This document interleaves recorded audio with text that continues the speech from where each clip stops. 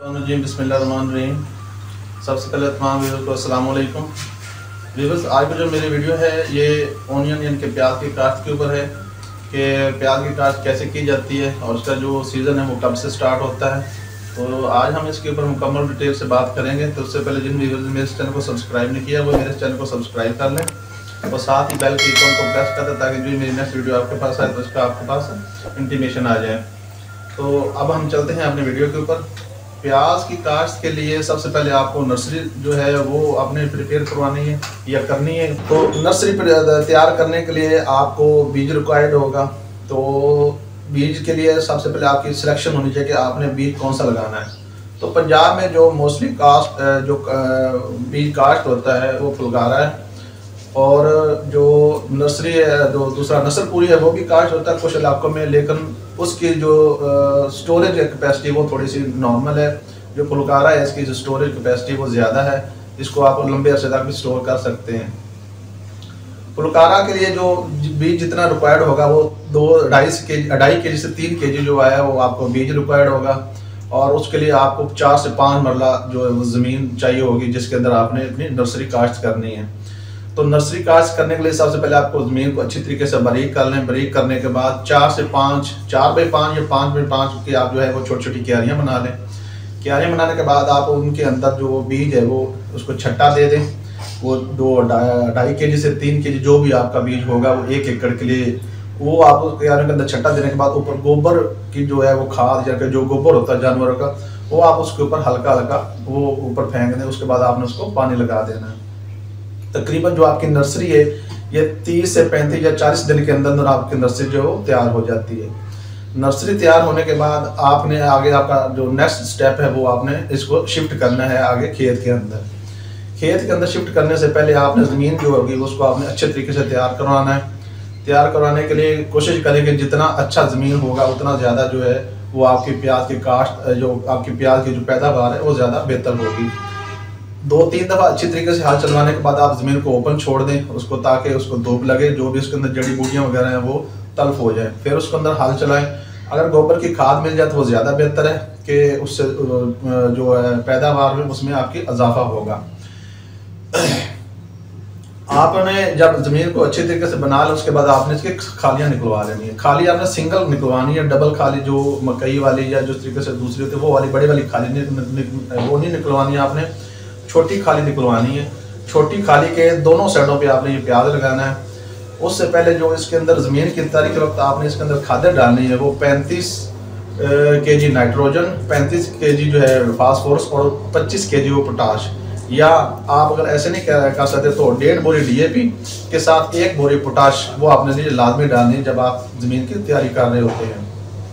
जब आपने प्याज लगाना है तो खालियों के दोनों साइडों पे 4 इंच के फासले पे जो है वो आपने प्याज का जो पौधे वो लगाने हैं। एक से पौधे से दूसरे पौधे के दरमियान का जो फासला है वो 4 इंच से ज़्यादा ना हो, क्योंकि जितने पौधे आपके उस खेत के अंदर होंगे तो उससे ज़्यादा पैदावार होगी आपकी।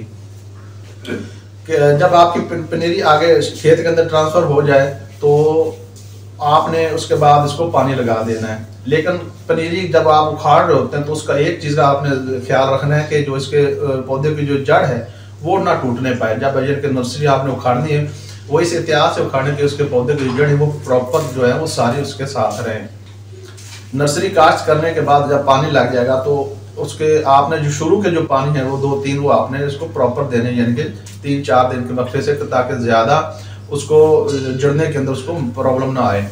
जब आपकी नर्सरी एक दफ़ा वो उगाएगी के सब्ज़ हो जाएगा पौधे वो जड़ जाएंगे उसके बाद आपने इसको 8 दिन का वक्फा कर देना है पानी का। जब आपकी नर्सरी तकरीबन कोई 1 माह की हो जाए, यानी कि आगे शिफ्ट करने के बाद 1 माह हो जाए तो उसके साथ आपने आधी बोरी यूरिया डाल के उसको फिर पानी लगा देना है। जब आपके नीचे जो 35 से 40 दिन की फसल हो जाएगी तो आपने इसको गोडी करवानी शुरू कर देनी है। गोडी करवाने के लिए आपको लेबर जो है वो इसको इस तरीके से आपने गोडी करवानी लेबर से कि जो प्याज के आपके जो पौधे होंगे उनको प्रॉब्लम ना आए या उनको जो साफ जो है वो मिट्टी वगैरह से उनको जो जड़ हैं वो डिस्टर्ब ना हो। वो आप ज़मीन को इस तरीके से उसको अंदर जड़ी बूटियाँ नहीं ताकि वो तल्फ हो जाए और जो पौधे को वो भी उसकी हवा वगैरह जो है वो भी प्रॉपर उसको ज़मीन को मिलती रहे। गोडी करवाने के बाद आपने दोबारा फिर जब आपके नीचे पौधे का नीचे जो प्याज है वो बनना शुरू हो जाए, तो अब आपने फिर आधी बोरी यूरिया उसको आपने फिर पानी के साथ उसको लगा देनी है। तो इस तरीके से आपकी जो फसल है वो तैयार हो जाएगी। अब आ जाते हैं इसके टेन्योर के ऊपर कि इसकी काश्त कब और कैसे की जानी है।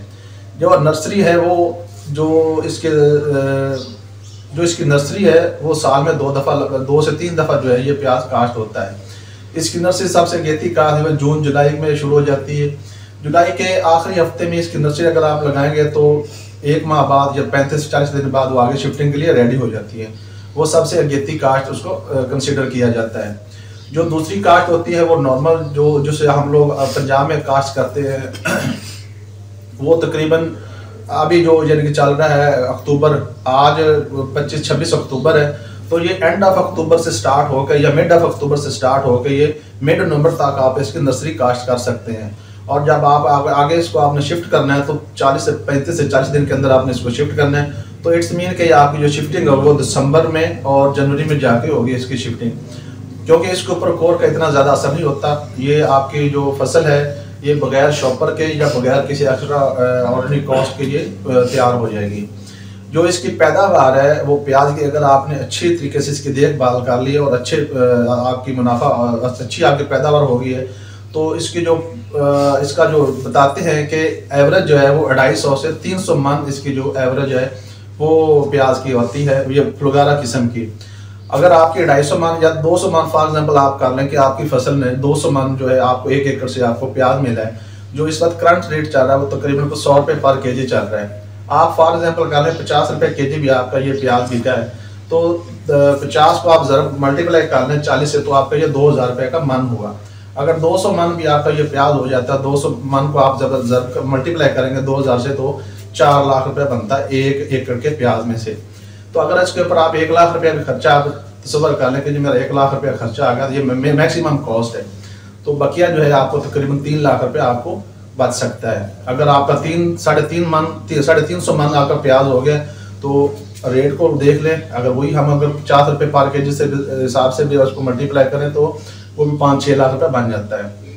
वो डिपेंड करता है कि हमारा मार्केट का रेट क्या है और हमारी पैदावार क्या है। अगर अच्छी पैदावार हो जाए और अच्छी जो है मार्केट से हमें रेट अच्छा मिल जाए, जिस तरीके से अभी रेट चल रहा है 100 रुपये पर केजी, तो आप 7-8 लाख को भी क्रॉस कर सकते हैं या टच कर सकते हैं।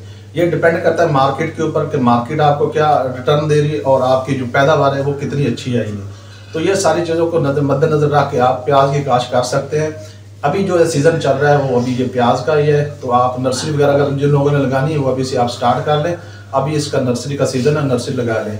फ्लुगारा बेहतरीन वैरायटी है, इसकी जो स्टोरेज कैपेसिटी वो भी अच्छी है, ये इतना जल्दी ख़राब नहीं होता, तो आप लोग इसको काश्त करके ज़्यादा से ज़्यादा मुनाफा कमा सकते हैं।